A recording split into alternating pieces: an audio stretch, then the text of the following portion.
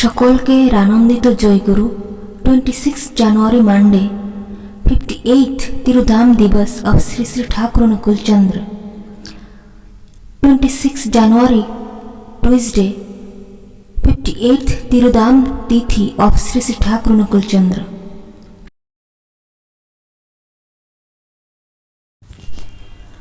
হবিষ্যান্ন ব্রত সংযতভাবে ইষ্টমন্ত্র জপ পরায়ণ হইয়া থাকা, ত্রিসন্ধ্যা স্নান করা, বৃথা বাক্যালাপ হইতে বিরত থাকা এবং মধ্যাহ্নে হবিষ্যান্ন গ্রহণ করাই বিধেয়।